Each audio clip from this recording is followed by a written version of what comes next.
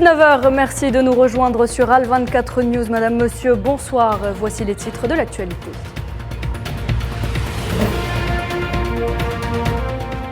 Réunion extraordinaire du Conseil des ministres consacrée entièrement au projet de loi de finances 2023. Le président Abdelmadjid Tebboune insiste sur le rôle du gouvernement dans la stabilité du pouvoir d'achat du citoyen algérien et la disponibilité des produits de première nécessité.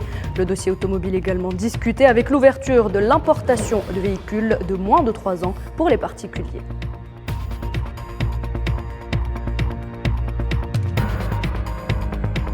Elisabeth Borne à Alger pour une visite de 2 jours où elle copréside avec son homologue algérien Ayman Ben Abdelrahman la réunion de la 5e session du comité intergouvernemental de haut niveau. Pour sa première visite en Algérie, la première ministre française souhaite donner une impulsion nouvelle au rapprochement entre les deux pays.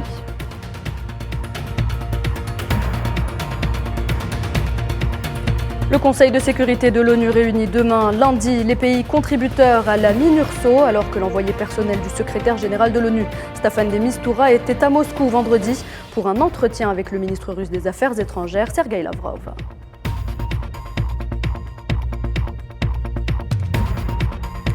Le pont de Crimée reliant la Russie à la Crimée est réouvert à la circulation automobile et ferroviaire après avoir été endommagé par l'explosion d'un camion. Une explosion que la Douma de Russie a qualifiée de déclaration de guerre.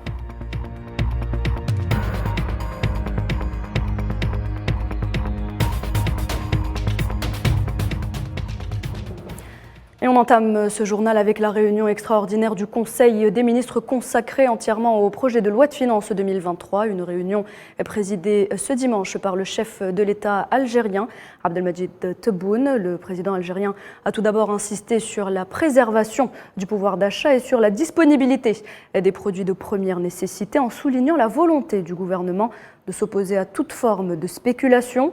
Le dossier de l'importation des véhicules de moins de 3 ans aussi au centre des discussions. Il est aujourd'hui possible pour les particuliers d'importer des véhicules en autofinancement pour usage personnel et non commercial.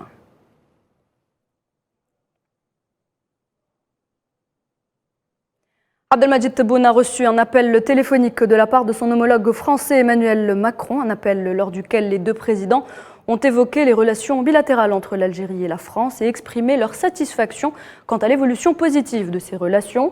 Il a également été question de l'importante réunion de la 5e session du comité intergouvernemental de haut niveau qui se tient en Algérie, ainsi que les développements que connaît la situation dans la région.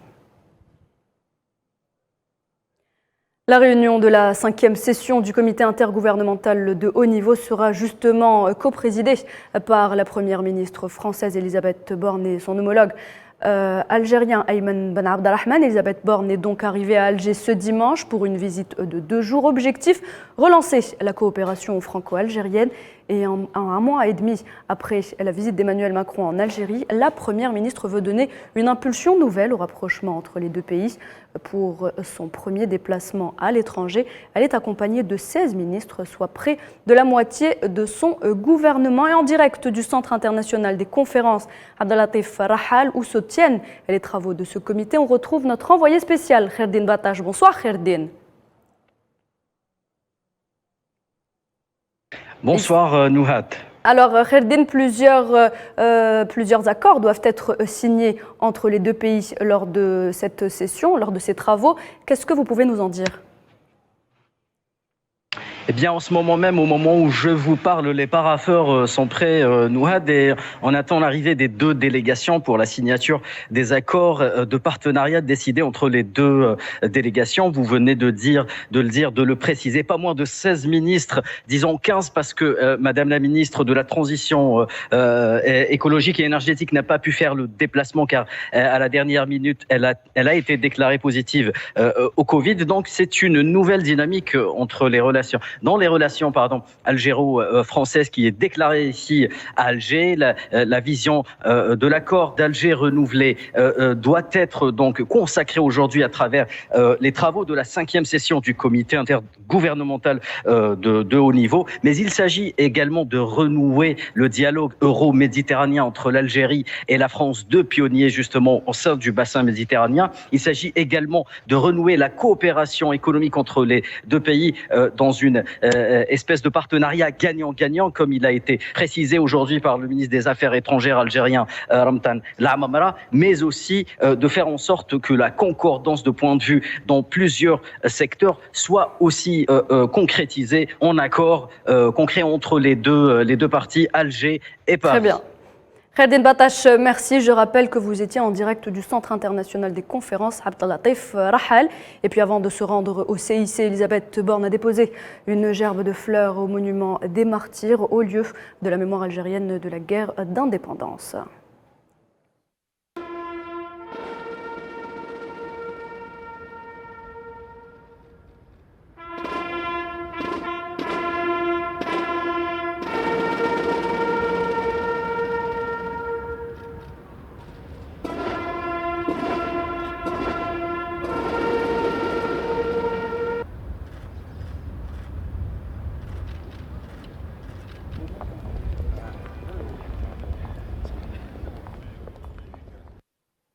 Et on reste en Algérie. Le pays célébrait hier samedi la journée nationale de la diplomatie, l'occasion pour le président Tebboune de féliciter dans un tweet les diplomates algériens, les appelant à demeurer fidèles au serment des Chouhada conformément aux exigences de leur mission.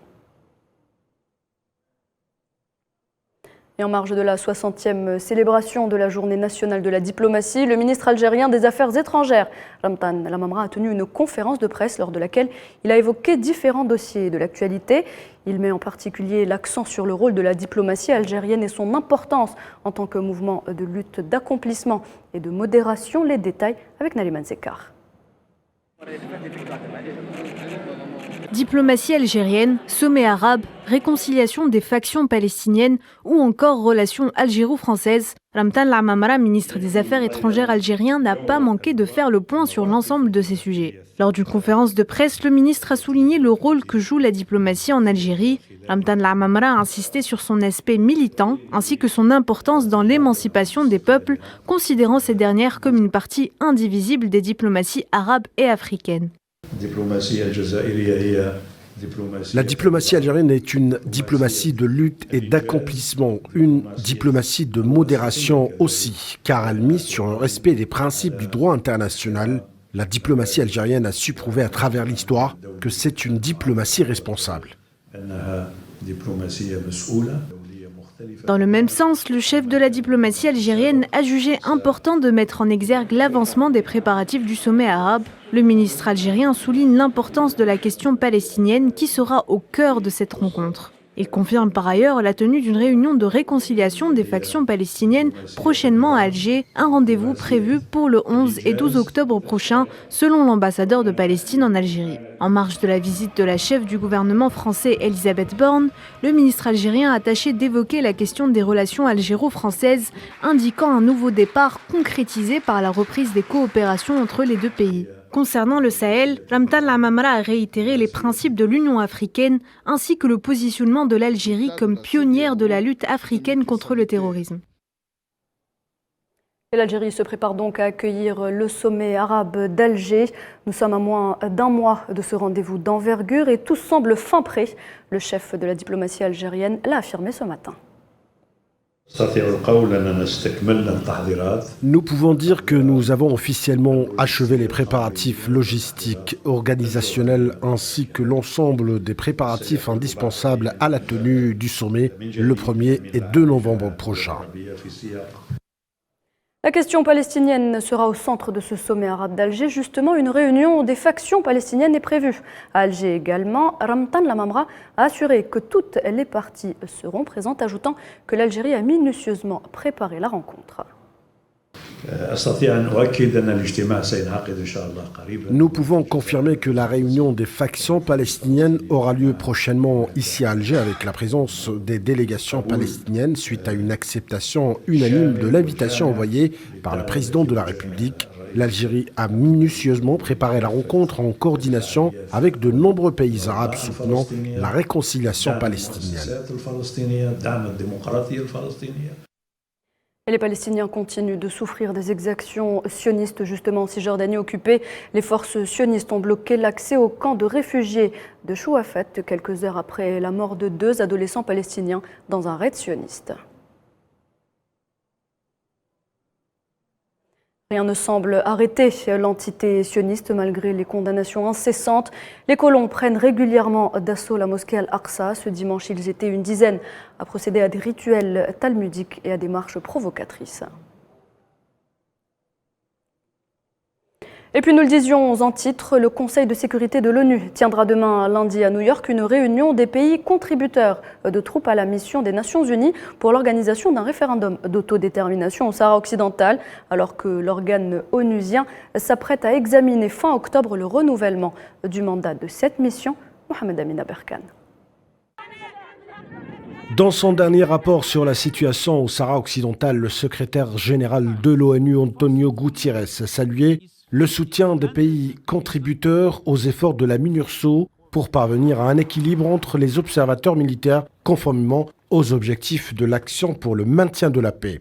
Dans son rapport, Guterres a également souligné que la MINURSO reste la seule source d'information impartiale et le Conseil, pour le secrétaire général de l'ONU, le Conseil de sécurité ainsi que pour les États membres concernant les développements dans les territoires sahraouis occupés. La mission onusienne représente l'engagement des Nations Unies et de la communauté internationale en faveur d'une solution politique juste, durable et mutuellement acceptable au conflit au Sahara occidental, conformément aux différentes résolutions. La réunion de lundi sera suivie le 17 octobre de consultations à huis clos et d'un briefing du représentant spécial du secrétaire général de l'ONU pour le Sahara occidental, Alexander Ivrenko, et l'envoyé personnel du secrétaire général de l'ONU pour le Sahara occidental, Staffan de Mistura, qui était en visite d'ailleurs vendredi à Moscou, où il s'est entretenu avec le chef de la diplomatie russe, Sergei Lavrov. Staffan de Mistura doit d'ailleurs présenter son rapport sur la situation dans les territoires sahraouis occupés et aborder le mandat de la MINURSO qui expirera le 31 octobre.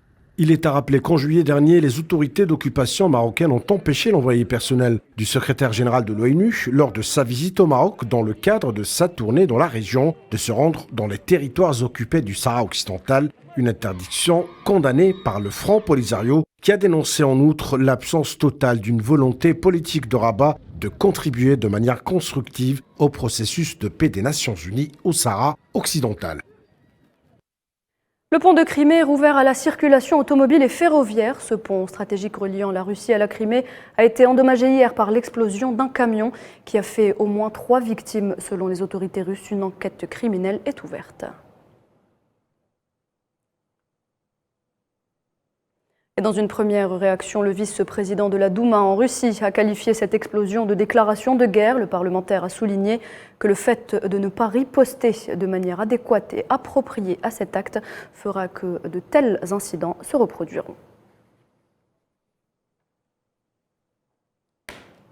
Au Royaume-Uni, 1 millier de personnes se sont réunies pour former une chaîne humaine autour du Parlement britannique de Londres pour demander la libération du fondateur de Wikileaks, Julian Assange. La chaîne humaine s'étend le long du pont de Westminster, le long de la façade du Parlement et dans les jardins de la tour Victoria. L'Australien âgé de 51 ans est poursuivi aux États-Unis pour avoir publié en 2010 sur le site de Wikileaks plus de 700 000 documents confidentiels portant sur les activités de l'armée américaine, notamment en Irak et en Afghanistan.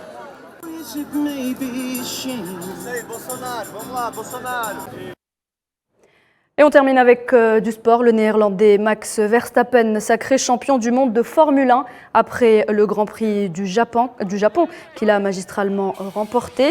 Un Grand Prix plein de rebondissements. Le temps réel de la course a été d'environ 45 minutes et les pilotes n'ont bouclé que 28 tours sur les 53. Mais cela a donc suffi à ce que tous les points soient attribués et à ce que, in fine, Verstappen obtienne une avance suffisante au classement du championnat du monde pour être sacré à 4 Grands Prix de la fin de la saison. Le pilote Red Bull décroche ainsi sa 2e couronne mondiale consécutive.